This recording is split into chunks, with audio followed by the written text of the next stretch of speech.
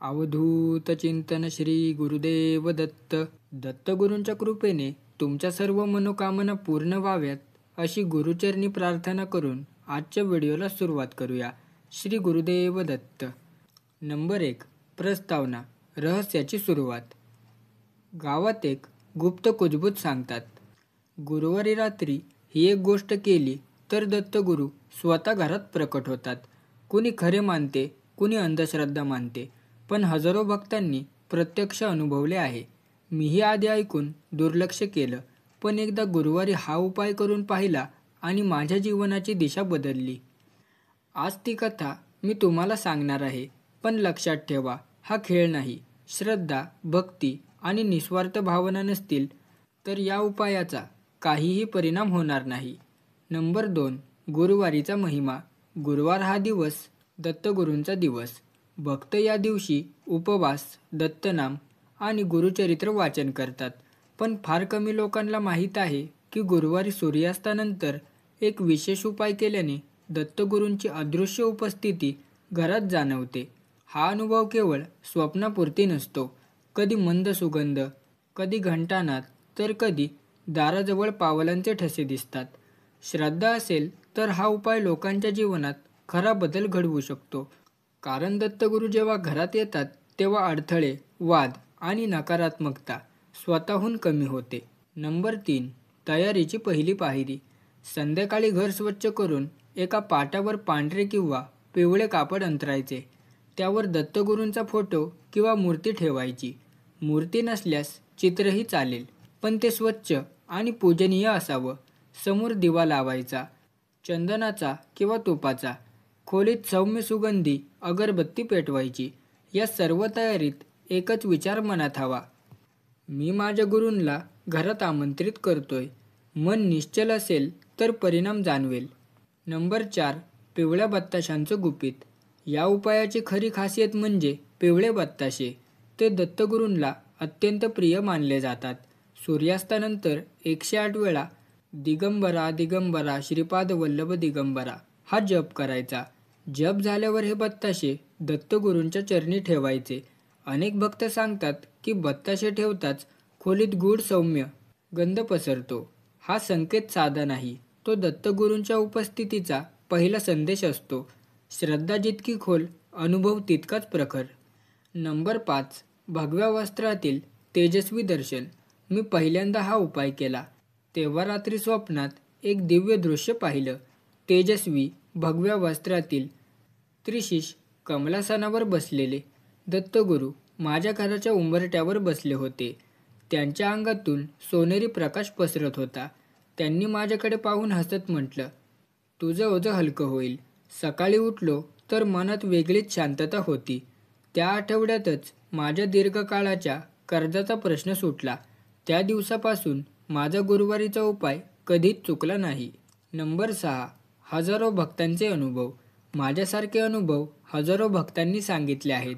कुणी म्हणतं दिवा स्वतः पेटला, कुणी सांगतं दार ठोठावल्याचा आवाज आला पण कुणीच दिसलं नाही. कुणी म्हणतं देवघरातून मंद स्वरात दिगंबरा दिगंबरा ऐकू आलं. ह्या फक्त कल्पना नाहीत. ज्यांनी हा उपाय श्रद्धेने केला त्यांनी आपल्या जीवनात खरे बदल पाहिले. काहींना नोकरी मिळाली, काहींचे आजार बरे झाले, काहींच्या घरातील वादही संपले. नंबर 7. फक्त कुतूहलापोटी करू नका. हा उपाय केवळ दाखवण्यासाठी किंवा चाचणीसाठी करू नये.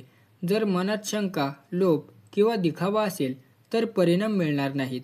माझ्या गावातला एक माणूस फक्त मित्रांना दाखवण्यासाठी हा उपाय करायचा. पहिल्या वेळी दिवा विझून गेला आणि काहीच घडलं नाही. नंतर त्याने खऱ्या भक्तीने उपाय केला आणि त्याला स्वप्नात दत्तगुरूंचा चरण स्पर्श करण्याचा अनुभव आला. खरी भावना नसल्यास हा प्रयोग व्यर्थ ठरतो. नंबर 8. घरातील ऊर्जेतील बदल. उपाय केल्यानंतर घरातील वातावरणात एक वेगळाच हलकेपणा जाणवतो. दिव्याचं तेजही जास्त भासू लागतं. घरभर मंद गंध पसरतो आणि भांडणं आपोआप कमी होतात. नकारात्मक ऊर्जा जणू अदृश्यपणे निघून जाते. काहींना हे मानसिक भास वाटतात, पण ज्यांनी श्रद्धेने हा उपाय केला आहे त्यांना माहीत असतं ही गुरुकृपेची खरी अनुभूती आहे.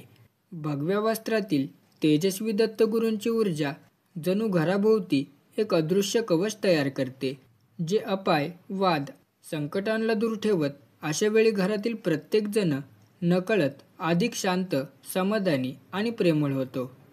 नंबर 9. 7 गुरुवारांचा परिणाम. मोठ्या अडथळ्यांसाठी हा उपाय सलग 7 गुरुवार करावा, असे अनुभवी भक्त सांगतात. एका महिलेने तिच्या मुलाच्या नोकरीसाठी 7 गुरुवारी हा उपाय केला.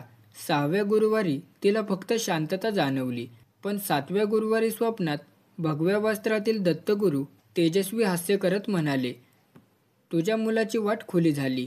दुसऱ्या दिवशी नोकरीचा फोन आला. अशा घटना अनेक भक्तांच्या आयुष्यात घडल्या आहेत. 7 गुरुवार म्हणजे जणू 7 पायऱ्या दत्तगुरूंकडे जाण्याचा पवित्र प्रवास, जो शेवटी इच्छापूर्ती आणि आंतरिक शक्ती देतो. नंबर 10. बदलाची खरी ताकद. गुरुवारीचा हा उपाय म्हणजे फक्त विधी नाही, तर मन, घर आणि जीवन शुद्ध करण्याची एक दिव्य प्रक्रिया आहे. ज्याने मनापासून श्रद्धा ठेवून केला, त्याच्या आयुष्यात खरे आणि खोल बदल होतात.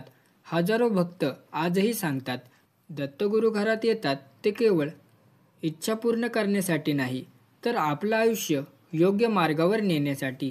गुरुवारी ही एक गोष्ट केल्यावर कधी कधी लगेच परिणाम दिसतात, तर कधी हळूहळू. पण एक गोष्ट नक्की, एकदा हा अनुभव घेतला, माणूस पुन्हा कधीच पूर्वीसारखा राहत नाही. नंबर 11. घरातील अडचणींचा अंत. अनेक भक्त सांगतात की या उपायानंतर त्यांच्या घरातील वर्षानुवर्ष चाललेल्या अडचणी हळूहळू नाहीशा होतात. काहींच्या घरातील वाद थांबतात, काहींच्या आरोग्यात सुधारणा होते, तर काहींना नवीन संधी मिळतात. दत्तगुरू घरात आल्यावर जणू सर्व समस्या सोडवण्यासाठी अदृश्य यंत्रणा सुरू होते. हा उपाय केवळ इच्छापूर्तीसाठी नाही, तर संपूर्ण घराच्या कल्याणासाठी कार्य करतो. भगव्या वस्त्रातील दत्तगुरूंचा तेजोमय आशीर्वाद घरभर पसरतो, ज्यामुळे प्रत्येक सदस्याच्या जीवनात एक नवीन सकारात्मक दिशा मिळते.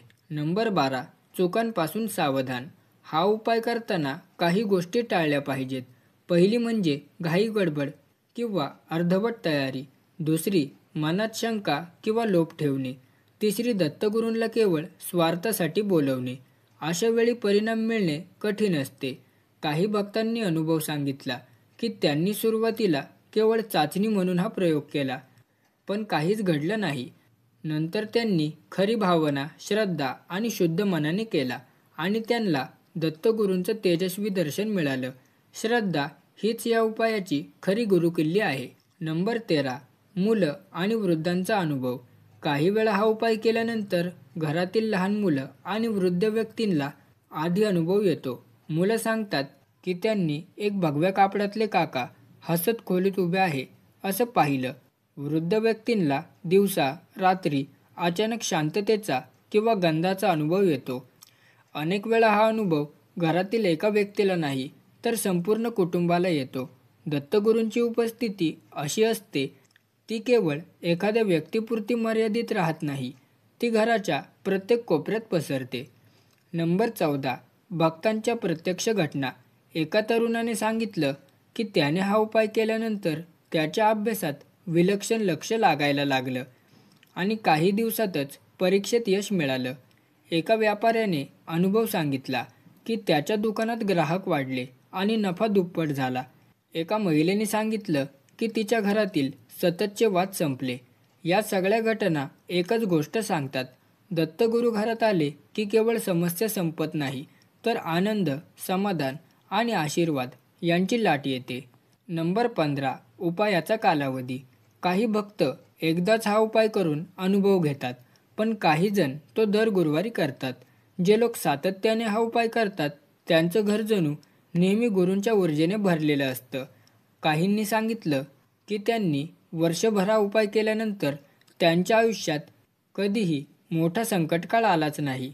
गुरूंच्या कृपेने जीवनातील मार्ग नेहमीच योग्य दिशेत जात राहतो. सातत्य, श्रद्धा आणि भक्ती हीच या उपायाची खरी ताकद आहे. नंबर 16. अंतिम समारोप. गुरूंचा आशीर्वाद. गुरुवारीची ही एक गोष्ट म्हणजे केवळ एक विधी नव्हे, तर गुरूंच्या चरणाशी जोडले जाण्याचा एक दिव्य मार्ग आहे. भगव्या वस्त्रातील तेजस्वी दत्तगुरू जेव्हा घरात येतात, तेव्हा नुसती इच्छापूर्तीच नाही, तर अंतःकरणाचा अंधार दूर होतो. हा अनुभव एकदा घेतला की माणूस पुन्हा कधीच पूर्वीसारखा राहत नाही. हजारो भक्तांनी अनुभवलेल्या या कृपेचं रहस्य फक्त एका शब्दात आहे, ते म्हणजे श्रद्धा. गुरुवारी हा उपाय करून बघा. कदाचित पुढचं दिव्य दर्शन तुमचंच असेल आणि तुमच्या आयुष्याला नवं वळण मिळेल. हा व्हिडिओ तुम्हाला कसा वाटला कमेंट करून नक्की कळवा. व्हिडिओ आवडला असेल तर व्हिडिओला एक लाईक आणि चॅनलला सबस्क्राईब करायला विसरू नका. तर चला भेटूया लवकरच पुढच्या